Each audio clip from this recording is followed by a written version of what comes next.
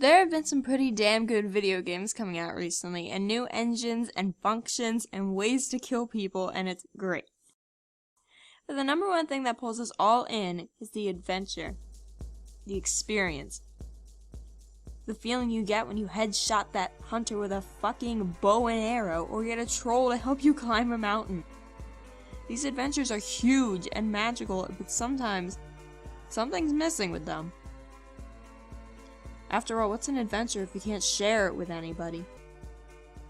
It's amazing to be able to achieve all these things in video games, but achieving it with someone or something else by your side makes a world of difference. So join me as I go through my top 10 companions in video gaming.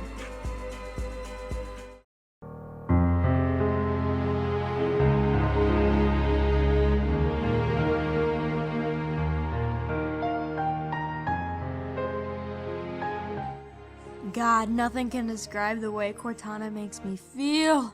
Oh. Now, for Cortana, I'm going to be going through all 4 Halo games because their companionship and relationship kind of forms throughout it, so just choosing one would be kind of unfair. So, the first time we meet Cortana, we find out she's kind of like a computer lady, and it's obvious that, you know, Chief's got the hots for her. I mean, he's all like,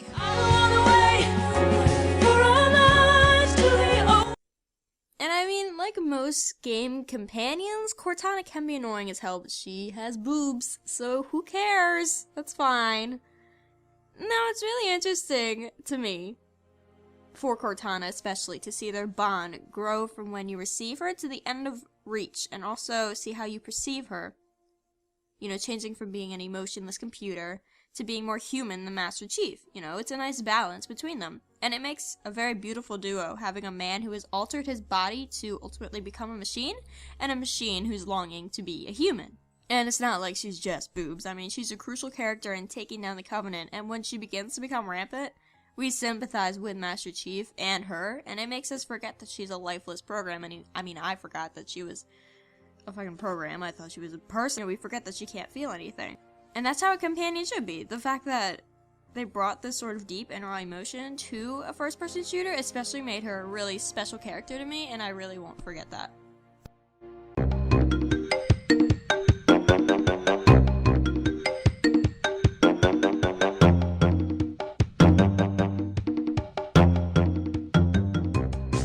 Crash Bandicoot. Gosh, I used to watch my brothers play this game non-stop, and it's probably one of my favorite memories. Now, after Crash runs from Cortex and watches up on Insanity Beach, we start the game, and we're running, and it's good, and it's fun, and then all of a sudden, holy fuck! What have I got? What have I got? What have I got? You free Aku, who's this great mask bag. For some reason, I used to think it was like one of those little paper lunch bags. I don't know. Now, Aku doesn't have a speaking role, but that doesn't mean that he's not awesome. I don't know. When you collect 3 masks, he goes on top of Crash's face and he becomes invincible for a short amount of time, which is amazingly useful in the levels. And I mean, there's really nothing else to say about him, but I love him so much.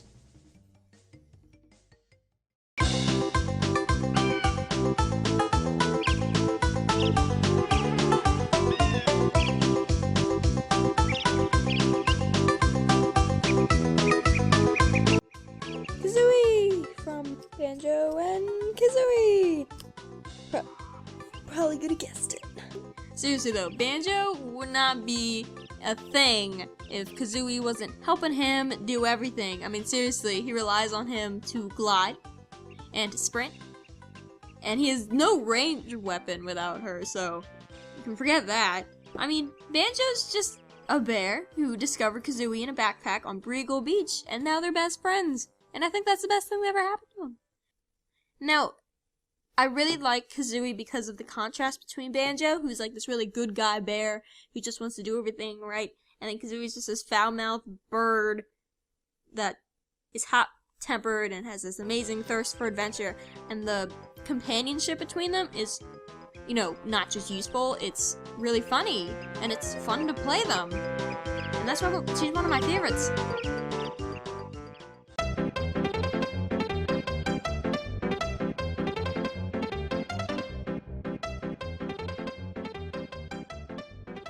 Super Mario World. So you start in Dinosaur Land, because those Japanese are just so clever. Now I'm choosing Super Mario World because this was the first game that he was introduced. If I had a choice in my trusty steed that I could ride off into the sunset with my princess with, it would definitely be Yoshi. That little dinosaur with a frog tongue guy is just so useful and trustworthy, and he's just adorable too. He fits the Mario world perfectly.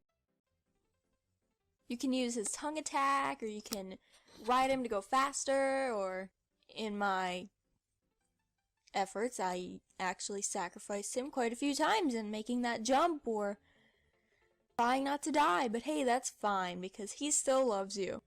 And that's why I still love him.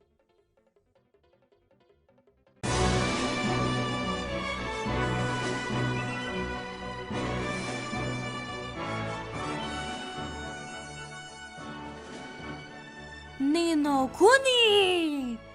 Ni no Kuni is a gorgeous game that literally throws you into what feels like a Miyazaki movie, which is, fits because the animation's by him.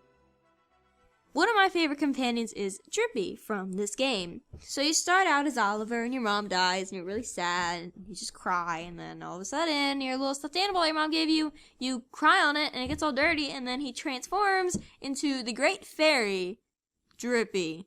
I hate that name, but he's just great. Now, Drippy was transformed into a doll and banished to Earth by the Dark Jinn Shadar, who is the main antagonist of the game. Now, after being restored by Oliver's tears, he helps him and he teaches him how to use magic, and he gives you all these tutorials, and all I have to say is he is very Welsh, and it makes me very thankful for subtitles, because I wouldn't know what he was saying. But nonetheless, Drippy is a great character. Drippy is a non-combatant, but it doesn't mean he's useless. I mean, his tutorials are really great, even though they're kind of long, and he'll pop in every once in a while, and he'll use tidy tears to heal your party, or he'll give you energy orbs or something. And I mean, I think just having him by your side and his little quirky, sometimes really hurtful jokes are perfect for the game style and atmosphere, and without him it wouldn't be the same game. So Drippy's definitely one of my favorites.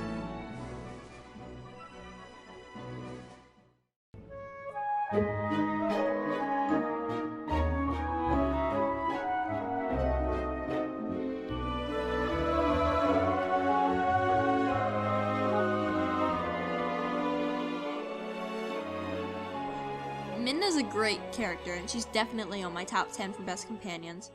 She's one of the only characters to be by Link's side in a Zelda game that's actually on the same level as Link and Ganon, and actually has a key role in the storyline.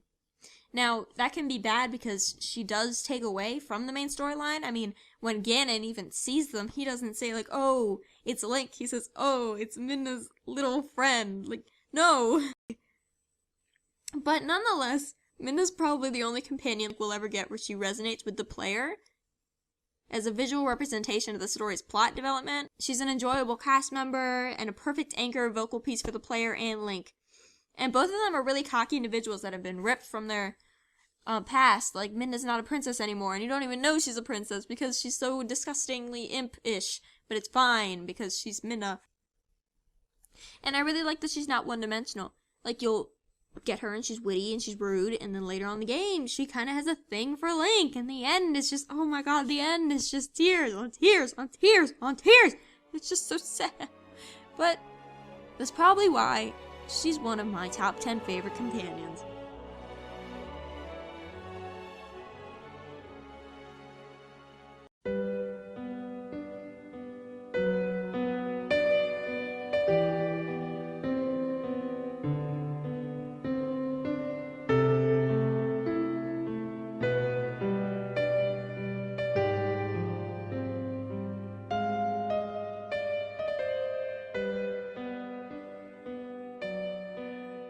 Aggro is your horse in Shadow of the Colossus, and man, that horse is so devoted to you. He's like your best friend, and literally he is your only friend in this giant wasteland that you've been thrown into. And as the player, I really appreciate that they gave kind of an emotion to this horse that doesn't say a word. He just kind of follows you around and sticks with you as you're killing these giant skyscrapers.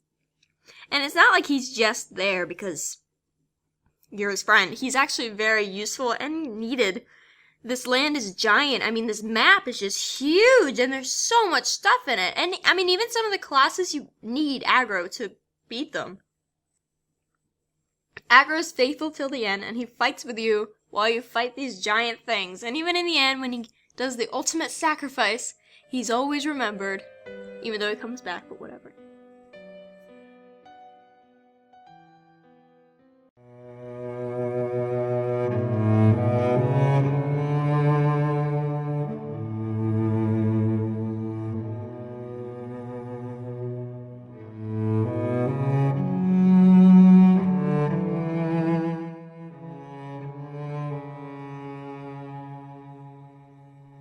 Now, I was really questioning myself putting this one on my list because the companion isn't an AI, it's a real person, but the game developers were so spot on with this buddy system that I couldn't not put it on. Now, you can't talk or communicate with this person in any way other than, singing and dancing a little bit, but you become so close to them and create such a strong bond because you're both working towards the same goal. And this is a really smart and unique way of making the player feel something. And it's not like it's forced or anything. You can choose to just walk on by the person without a problem, but I know I always communicate with them because it's a little like the Shadow of the Colossus feeling, like this world you're in is so big and empty and now you've found another person, so you don't feel so alone, and it's really comforting. And I mean, it's really cool, I think, that they added that once the game is completed, you'll have a little list that shows all the companions that you met throughout your playthrough, and that's really special because during the game, you don't really know who they are and you don't really care who they are, but then once the game's over, you're like, oh my gosh, this is like a real person that was showing me where to find these trophies or where to find the little flags or something, I don't know. I like it.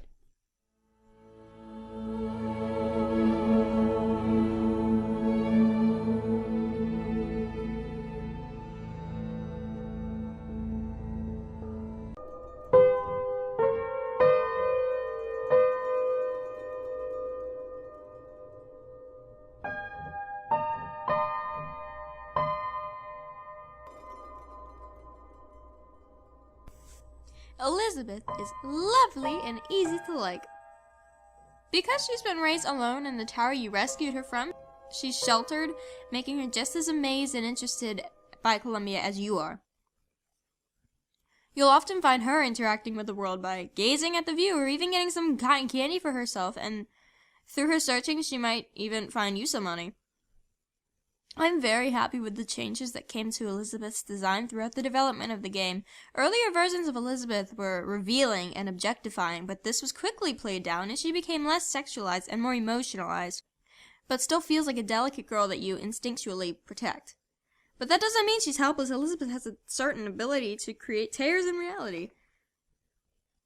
Elizabeth is engineered in a way that forces you to like her. I mean, when we first encounter her, you're rescuing her from a tower, referencing so many fairy tales, and it's obvious by her Belle-esque look that her design was inspired by some Disney princesses, strategically placing her into the princess or little sister mold.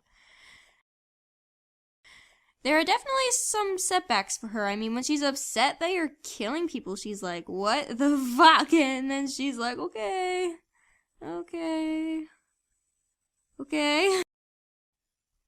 During fight sequences, Elizabeth will assist you with her tears to bring in ammunition and health. This skill makes her infinitely more valuable in combat, and having her able to protect herself is even better.